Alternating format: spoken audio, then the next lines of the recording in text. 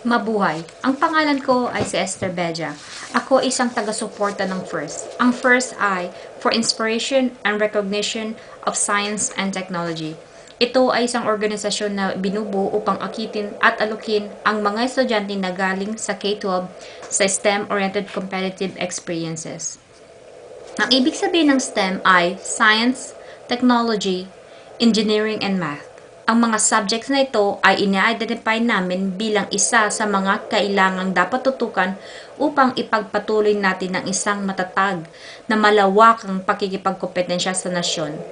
Ang mga mag-aaral sa STEM na ang mga subjects ay dapat nahasado upang makipagkompetensya sa kahit anong kurso na kanilang piliin para sa kanilang kolehiyo.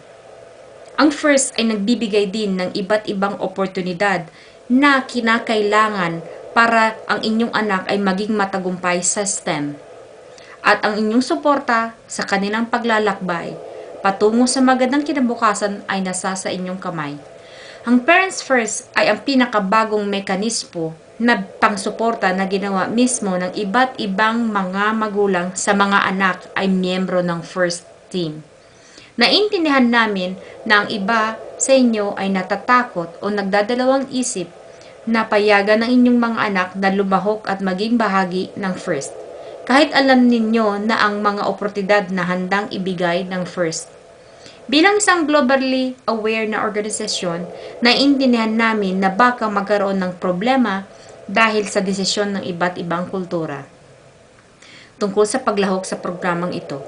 Pero dapat ninyong alalahanin, ang FIRST ay ginawa na kayo ang nasa sa isip.